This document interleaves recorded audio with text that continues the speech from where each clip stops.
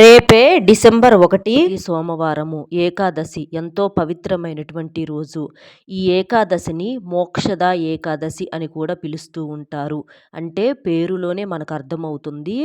మనం చేసినటువంటి పాపాలకు తెలిసి తెలియక చేసినటువంటి కర్మల నుంచి మనం మోక్షం పొందేటటువంటి రోజు కాబట్టి ఈ రోజును మోక్షద ఏకాదశి అని చెప్పి పిలుస్తూ ఉంటారు. ఈ రోజున శివకేశవులను ప్రత్యేకంగా పూజిస్తూ ఉంటారు. సోమవారం అంటే పరమేశ్వరుడికి ఎంతో ప్రీతికరమైనటువంటి రోజు. అలాగే ఏకాదశి అంటే విష్ణుమూర్తికి ఎంతో ప్రీతికరమైనటువంటి రోజు. కాబట్టి ఈ ఏకాదశి రోజున ప్రత్యేకంగా శివకేశవులను పూజిస్తూ ఉంటారు. అందులోనూ ఈరోజు తారీఖు కూడా మనకు డిసెంబర్ 1వ తారీఖు కాబట్టి మనం చేసే పూజలకు రెట్టింపు ఫలితం అనేది వస్తుంది. మరి ఈ రోజున ఇంట్లో ఆడవాళ్ళు పొరపాటున తెలిసి కానీ తెలియక కానీ ఈ కూరను వండినా లేదా తిన్నా కూడా మీరు చేసేటటువంటి పూజలకు ఎటువంటి ఉపయోగము ఎటువంటి ఫలితం అనేది లేకుండా చాలా రకాలుగా ఇబ్బందుల పాలవ్వాల్సినటువంటి పరిస్థితి అనేది వస్తుంది. ముఖ్యంగా చేతిలో చిల్లి గవ్వ కూడా లేకుండా నరకం అనుభవించాల్సిన దుస్థితి జన్మ జన్మల దరిద్రం అనేది పట్టి పీడిస్తుంది. చాలామంది కూడా మనం ఏంటంటే దీపారాధన అయితే చేస్తూ ఉంటాము. కానీ మనం చేసే పూజలు అవన్నీ కూడా దైవానికి చెందుతున్నాయా లేదా అన్న విషయం మనకు అర్థం కాదు. దైవానికి చెందట్లేదని చెప్పేసి మనకు కొన్ని ఏదైనా అంటే భయంకరమైనటువంటి సమస్యలు నష్టాలు కష్టాలు ఇలాంటివి వచ్చినప్పుడు మనం అనుకుంటూ ఉంటాము, మేము చేసే పూజలు ఆ దైవానికి చెందటం లేదు, అందుకే మాకు ఈ రకంగా బాధలు వస్తున్నాయి అని చెప్పేసి. అలా జరగటానికి కారణం ముఖ్యంగా ఆడవాళ్ళు తెలిసి తెలియక చేసేటటువంటి ఈ కూరల విషయంలో పొరపాటు వల్లే ముఖ్యంగా జరుగుతుంది. కాబట్టి మీరు చేసేటటువంటి పూజలు ఆ దైవానికి చెంది పుణ్యం కలగాలి, మనకున్నటువంటి సమస్యల నుంచి బయటపడాలి అంటే కూరల విషయంలో చాలా ముఖ్యమైనటువంటి జాగ్రత్తలు అనేవి తీసుకోవాలి. మనం చేసే నియమ నిష్టలతో పాటుగా ఈ కూరల విషయంలో కూడా జాగ్రత్త అనేది తప్పనిసరి. కూరలు అనగానే నాన్ వెజ్ తినకూడదు అని చెప్పేసి చాలామంది పొరపడుతూ ఉంటారు. నాన్ వెజ్ తినకూడదు అన్న విషయం అందరికీ తెలిసిందేనండి. కానీ వెజ్జుల్లో అంటే కూరల్లో కూడా కొన్ని రకాల కూరగాయలు అనేవి ఇలాంటి ప్రత్యేకమైనటువంటి తిథుల్లో వండకూడదు తినకూడదు అని చెప్పేసి మనకు శాస్త్రాల్లో చెప్పటం అనేది జరిగింది. కాబట్టి ఈ మోక్షద ఏకాదశి రోజున మీరు ఈ కూరను ఎట్టి పరిస్థితుల్లో వండొద్దు తినొద్దు. అలాగే మీరు తినాల్సిన కూరను కూడా నేను చెప్తాను. ఇంకా మీరు పూజ ఎలా చేయాలి, ఎలాంటి నియమాలను ఆచరించాలి, ఏమి చేయకూడదు, ఇవన్నీ కూడా చక్కగా మన వీడియో వింటే వివరంగా అర్థమవుతాయి. అలాగే మన వీడియోకి ఒక లైక్ ఇచ్చి సపోర్ట్ చేయండి ఇంకొంతమందికి చేరటం కోసం. డిసెంబర్ 1వ తేదీన మనకు సోమవారంతో కూడుకొని ఈ మోక్షద ఏకాదశి వచ్చింది. 1వ తారీఖు అనగానే అందరూ కూడా అంటే నెల మొత్తం కష్టపడి ఆ ఫస్ట్ తారీఖు కోసం ఎదురు చూస్తూ ఉంటారు. ఎందుకంటే ఆ రోజున శాలరీస్ అంటే జీతాలు డబ్బులు వస్తాయి చేతికి అని చెప్పేసేసి ఆ కష్టాన్నంతటిని కూడా మర్చిపోయి ఈ రోజు కోసం ఎదురు చూస్తూ ఉంటారు. ఆ డబ్బు అనేది చేతికి అందటం అవి చూసి చాలా సంతోషపడటము, కుటుంబంలో మనకు కావలసినటువంటి అవసరాలన్నింటినీ కూడా తీర్చుకోగలగటము ఇలాంటివన్నీ చేస్తూ ఉంటాము. కాబట్టి ఆ 1వ తారీఖు మనం చేసే పూజలు ఏవైతే ఉంటాయో అవి మనకు నెల మొత్తానికి కూడా చాలా శక్తిని ఉపయోగిస్తూ ఉంటాయన్నమాట. అంటే వచ్చిన డబ్బు వచ్చినట్లుగా నీటిలాగా వృధా అయిపోకుండా కాస్తో కూస్తో మనం కుటుంబం కోసం పొదుపు చేసుకునేటట్లుగా ఇలా ఉపయోగపడుతూ ఉంటాయి. ప్రత్యేకంగా సోమవారాలు అంటే పరమేశ్వరుడికి ఎంతో ప్రీతికరమైనటువంటి రోజు. శివునికి ఎంతో ప్రత్యేకంగా పూజలు చేస్తూ ఉంటాము. అలాగే ఏకాదశి అంటే మార్గశిర మాసంలో ఈ మోక్షద ఏకాదశి వస్తుంది. ఆ రోజున ఏంటంటే శ్రీహరిని ఆరాధించటం ఉపవాసం ఉండటం ద్వారా మోక్షాన్ని పొందవచ్చు. మీకు శక్తి ఉంటే ఉపవాసం ఉండవచ్చు. శక్తి లేని వాళ్ళు చక్కగా మీరు పాలు పండ్లను ఇలాంటి వాటిని తీసుకుంటా ఒక పూట ఉపవాసం చేసి ఒక పూట భోజనం అనేది చేయవచ్చు. ఇబ్బంది అయితే ఏమీ లేదండి. మార్గశిర మాసంలో శుక్లపక్షం ఏకాదశిని మోక్షద ఏకాదశి అంటారు.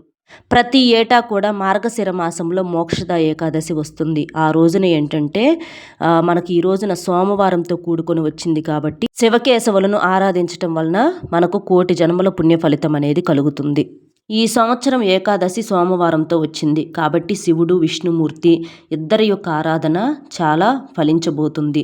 అలాగే ఈ రోజున గీతా జయంతిగా కూడా జరుపుకునేటటువంటి ఆ యొక్క విశేషం కూడా ఉందని చెప్పేసి మనకు శాస్త్రాలు చెప్పడం అనేది జరిగింది. ఈ రోజున మీరేం చేస్తారంటే చక్కగా సూర్యోదయానికి ముందుగానే లేచి ఇంటిని వాకిల్ని శుద్ధి చేసుకోవాలి. ఇల్లు తుడిచే నీటిలో కాస్తంత రాళ్ళ ఉప్పు వేసుకొని ఆ యొక్క నీటితో ఇంటినంతా కూడా శుభ్రంగా తుడవండి. ఇలా చేయటం వలన ఇంట్లో ఉన్నటువంటి క్రిములు, పురుగులు ఇలాంటివి ఏదన్నా ఉన్నా కూడా నశిస్తాయి. అంతేకాకుండా మన ఇంట్లో ఉన్నటువంటి నెగిటివ్ శక్తి, నలుగురు దిష్టి ఇలాంటివన్నీ కూడా తొలగిపోతాయి. చిన్నపిల్లలు ఇంట్లో కింద పడినవి గబక్క నోట్లో పెట్టుకుంటూ ఉంటారు. దానివల్ల అనేక రకాలైనటువంటి సమస్యలు వస్తాయి. కాబట్టి ఇలా ఉప్పు నీటితో తుడవటం వలన మనకు ఆరోగ్యపరంగా అలాగే పరిహార పరంగా కూడా చాలా మంచిదన్నమాట. అలా ఇంటిని తుడుచుకోవటము, గుమ్మానికి బయట చక్కగా శుభ్రంగా నీటితో కడుక్కొని చక్కగా ముగ్గు వేసుకొని పసుపు కుంకుమలు చల్లుకోవాలి. మనకి పల్లెటూరుల్లో అయితే ఆవు పేడతో కల్లాపు చల్లుకోవటము, చక్కగా బియ్యం పిండితో ముగ్గులు వేసుకోవటము, పసుపు కుంకుమలు చల్లుకోవటము. అసలు పల్లెటూరుల్లో మన పెద్దవాళ్ళు అంటే అమ్మమ్మలవి కానివ్వండి, నాయనమ్మలవి కానివ్వండి, వాకిళ్ళు చూసినప్పుడు ఎంత కలకలలాడుతూ ఉండేవండి.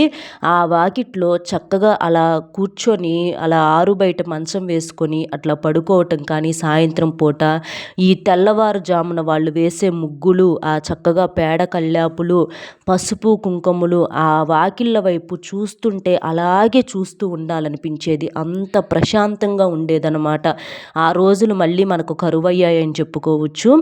చక్కగా మనం ఎట్లాగైనా సరే చేసుకొని ఇంట్లో దీపారాధన చేసుకోవాలి. చక్కగా పుష్పాలతో అలంకరణ చేసేసి విష్ణుమూర్తి, లక్ష్మీదేవికి అలాగే శివుడు, పార్వతీదేవికి ఇలా ఇంట్లో చక్కగా దేవుడి ముందల దీపారాధన తెల్లని పుష్పాలతో చేసుకుంటే మీకు చాలా మంచి జరుగుతుంది.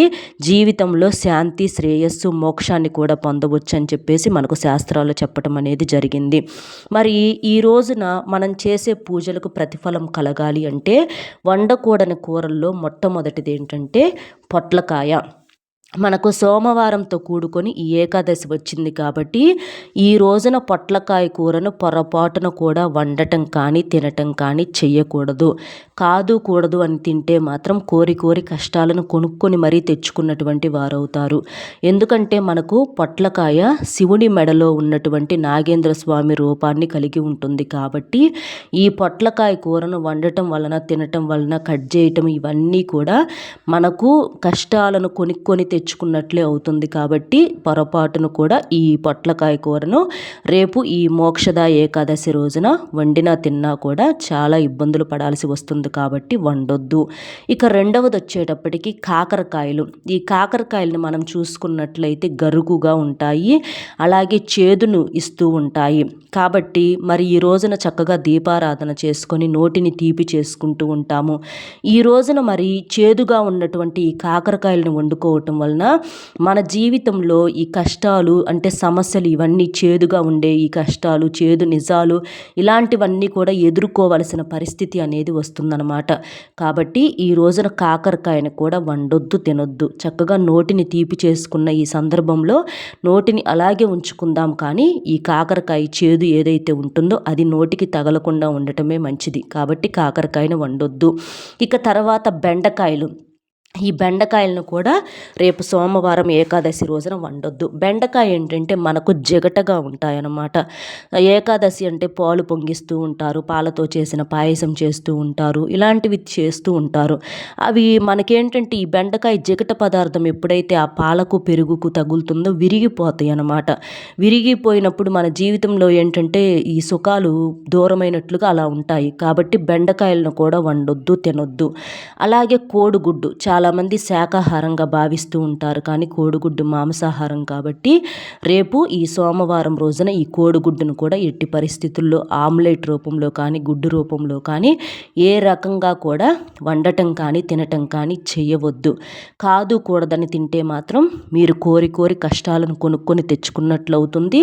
మీరు చేసేటటువంటి ఆ యొక్క దీపారాధన ఏదైతే ఉంటుందో ఆ దీపారాధన దైవానికి చెందకుండా మనకు మధ్యలోనే ఆగి చాలా రకాలైనటువంటి సమస్యలు ఏవైతే ఉన్నాయో అవన్నీ కూడా మనకు వచ్చేలాగా చేస్తాయి. గ్రహాలు వ్యతిరేకంగా మారి మనకి ఇంకా జీవితంలో అంటే శని సమస్యలు, ఏలినాటి శని, అర్ధాష్టమ శని, భార్యాభర్తల మధ్య గొడవలు, డబ్బు సంపాదించినా కూడా నిలబడకపోవటము, అప్పుల సమస్యలు, ఇలాంటివన్నీ కూడా వచ్చే ప్రమాదము అవకాశం అనేది ఉంటుంది. ముఖ్యంగా వాహన గండాలు ఇలాంటివి చాలా ఈ మధ్య మనం చూస్తూనే ఉంటున్నాము. అలాంటివన్నీ కూడా మనకు రాకుండా ఉండాలంటే మీరు చేసే పూజ దైవానికి చెందాలి అంటే ఈ కూరలను మాత్రం ఎట్టి పరిస్థితుల్లో వండటం కానీ తినటం కానీ చెయ్యవద్దు. చేస్తే మాత్రం ఖచ్చితంగా సమస్యలు అనేవి ఎదురవుతాయి. వీటితో పాటుగా నాన్ వెజ్ అంటే పుట్టగొడుగులు ఇవి కూడా ఉంటాయి కదండి. ఈ పుట్టగొడుగులు మనకు పుట్టల మీద మొలుస్తూ ఉంటాయి కాబట్టి వీటిని పీక్కొచ్చుకొని వండుకుంటూ ఉంటారు. శాకాహారమే కానీ ఇవి మనకు పుట్టల మీద మొలుస్తూ ఉంటాయి కాబట్టి రేపు వీటిని కూడా వండటం కానీ తినటం కానీ చెయ్యవద్దు. ఎందుకంటే సోమవారం మనం శివుడికి కూడా పూజ చేస్తూ ఉంటాం కాబట్టి ఈ పుట్టగొడుగులను కూడా వండొద్దు. ఇక వీటితో పాటుగా నాన్ వెజ్ చికెన్ కానివ్వండి, మటను, లెగ్ పీసులు, అలాగే మనకి బేకరీ ఫుడ్స్, కేక్స్ కానివ్వండి, నూడిల్స్ కానివ్వండి, ఇలా నాన్ వెజ్తో చేసినవి సీ ఫుడ్స్ కానివ్వండి, ఇలాంటివి ఏవి కూడా మీరు ఇంట్లో పిల్లలు కావచ్చు, పెద్దవాళ్ళు కావచ్చు, ఇంట్లోనే కాదు బయటికి వెళ్ళినా కూడా రెస్టారెంట్స్లోనని, హోటల్స్లోనని అక్కడ తిన్నా కూడా మనం ఇంట్లో వండుకోపోతే తినొచ్చులే అని చెప్పి అనుకుంటూ ఉంటారు.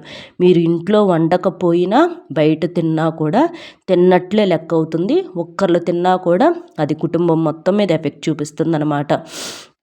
అంటే సమస్య అనేది ఎప్పుడు కూడా తినంగానే మనకు రాదు. అవి ఎప్పుడు ఏ రూపంలో ఎలాంటి సమస్యలు మనకు వచ్చి పడతాయి అన్నది మనకు కనీసం ఊహకు కూడా అందవన్నమాట.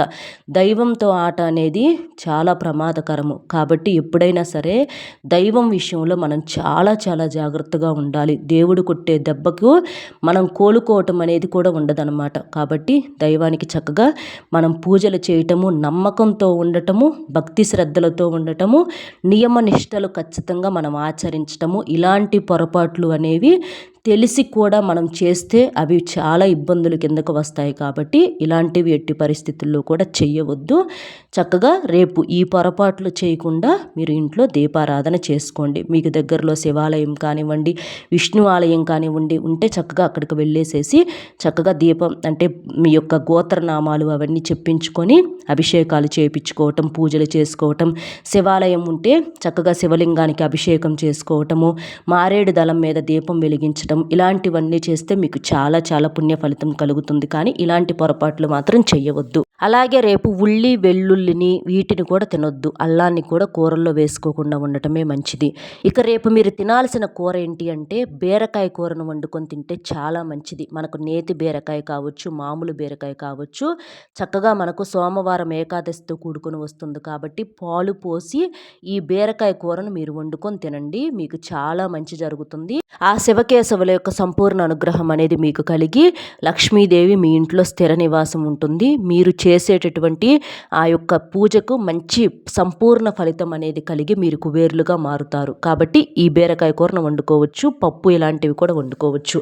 ఇక రేపు మీరు ఆవును అంటే గోమాతలో మనకు ముక్కోటి దేవతలు కొలువై ఉంటారు కాబట్టి గోమాతకు ఆహారంగా ఏదైనా తినిపిస్తే చాలా మంచిది. గోమాత పూజ చేసుకోవటం చాలా మంచి కలుగుతుంది. కాబట్టి మీకు రేపు గోమాత కనిపిస్తే తప్పకుండా పచ్చిగడ్డిని కానివ్వండి, లేకపోతే ఏదైనా కూరగాయలు కానివ్వండి, ఇలాంటివి తినిపించడం వలన చాలా మంచి జరుగుతుంది. ఈ మోక్షద ఏకాదశి రోజున తులసిని అంటే తులసి మొక్కను పూజిస్తే చాలా మంచిది. ఆనందము, శ్రేయస్సును పొందవచ్చు. ఈ మోక్షద ఏకాదశి రోజున మర్చిపోకుండా తులసి మొక్క ఎదుట ఆవు నెయ్యితో దీపారాధన చేయండి. అలాగే 21 సార్లు ప్రదక్షిణ చేసుకోండి. ఇలా చేయటం వలన లక్ష్మీదేవి యొక్క అనుగ్రహము, విష్ణువు అనుగ్రహాన్ని కూడా పొందటానికి వీలవుతుంది. ఆర్థిక సమస్యల నుంచి, అప్పుల సమస్యల నుంచి బయటపడవచ్చు. కాబట్టి ఈ రోజున గోమాత పూజ అలాగే తులసి పూజ అనేది మీకు చాలా మంచిని కలిగిస్తుంది. ఈ మోక్షద ఏకాదశి రోజున శివుడిని, విష్ణువుని, లక్ష్మీదేవిని ఆరాధిస్తే చాలా మంచిది. అలాగే మనకు కనకదార స్తోత్రము, శ్లోకాలను పఠించడం వలన మంచి జరుగుతుంది. అలాగే ఈ రోజున తలకు నూనె రాసుకోవటము, జుట్టు విరవేసుకోవటం, మగవాళ్ళు షేవింగ్ చేసుకోవటం కావచ్చు, గోళ్ళు కొరుక్కోవటం ఇలాంటి పొరపాట్లు చేయకూడదు. తప్పనిసరిగా అందరూ తలంటు స్నానం అనేది చేయాలి. పిల్లలు కానివ్వండి, పెద్దలు కానివ్వండి, చక్కగా తల స్నానం చేసేసి ఇంట్లో మీరు ఏది చేసే శక్తి లేకపోయినా ఒక చిన్న దీపాన్ని వెలిగించి బెల్లం ముక్కనైనా మీరు నైవేద్యంగా పెట్టవచ్చు. అలా చేసినా కూడా మీకు ఈ మోక్షద ఏకాదశి రోజున మోక్షం కలిగి మీకు శివకేశవుల యొక్క సంపూర్ణ అనుగ్రహంతో మీరు నిండు నూరేళ్లు అష్టైశ్వర్యాలతో ఆయు ఆరోగ్యాలతో తొలతూగుతారు. పొరపాటును కూడా నలుపు రంగు బట్టలు ధరించకూడదు. చేతులకు మట్టి గాజులు వేసుకోవటం చాలా మంచిది. ఆడవారు పూజ చేసేటప్పుడు పసుపు రంగు వస్త్రాలు కట్టుకోవటం వల్ల మీకు మంచిగా శుభ ఫలితం అనేది కలుగుతుంది. మెడలో నల్ల పూసలు, నుదుటిన కుంకుమ బొట్టు, కాళ్ళకు పసుపు రాసుకోవటము ఇలాంటి నియమాలతో చక్కగా మీరు దీపారాధన చేస్తే చాలా మంచి జరుగుతుంది. కాబట్టి చక్కగా ఈ మోక్షద ఏకాదశి రోజున ఇలాంటి నియమాలనేవి ఆచరించండి. అర్థమైంది కదండి. ఈ మోక్షద ఏకాదశి రోజున ఎలాంటి పూజ ఎలా చేయాలి, ఎలాంటి నియమాలను ఆచరించాలి, ఏ పొరపాట్లు చేయకూడదు, ఏ కూరను వండకూడదు, అలాగే ఏ కూరను వండుకొని తినొచ్చు, ఇలాంటివన్నీ కూడా మన వీడియో నచ్చితే ఒక చిన్న లైక్ ఇచ్చి సపోర్ట్ చేయండి. మీరు లైక్ చేయటం వల్ల వీడియో మరికొంతమంది మిత్రులకు చేరి వారు కూడా ఉపయోగించుకునే అవకాశం అనేది ఉంటుంది. మీకు తెలిసిన ఫ్రెండ్స్కి కూడా షేర్ చేస్తే హెల్ప్ అవుతుంది. మొట్టమొదటిసారిగా మన ఛానల్ చూస్తుంటే సబ్స్క్రైబ్ చేసుకొని పక్కనే ఉన్న ఆల్ అనే బెల్ని క్లిక్ చేస్తే నేను పెట్టే ప్రతి వీడియో కూడా ముందుగా మీకు నోటిఫికేషన్ రూపంలో చేరుతుంది. కాబట్టి ఒక్క లైక్ ఇచ్చి సపోర్ట్ చేస్తారని చెప్పి మనస్ఫూర్తిగా కోరుకుంటూ కామెంట్ బాక్స్లో ఓం శివకేశవాయ అనే కామెంటింగ్ చేయండి. అలాగే ఈరోజు మీకు కుదిరితే ఉసిరి చెట్టును తాకేటటువంటి ప్రయత్నం చేయండి. ఎందుకంటే ఉసిరి చెట్టు విష్ణుమూర్తి స్వరూపం కాబట్టి ఉసిరి చెట్టును తాగటం వలన మీకు జన్మ జన్మల పాపాలు దోషాలు తొలగిపోతాయి. పూజ చేయలేని వారు కూడా ఉసిరి చెట్టును తాగటం వలన మీరు పూజ చేసినంత పుణ్య ఫలితం అనేది కలుగుతుంది. కాబట్టి తప్పకుండా ఇలా చేయండి. మరో మంచి విశేషంతో మళ్ళీ కలుద్దామండి. ఒక్క లైక్ ఇచ్చి సపోర్ట్ చేస్తారని చెప్పి మనస్ఫూర్తిగా కోరుకుంటూ సర్వేజన సుఖినో భవంతు. ధన్యవాదములు.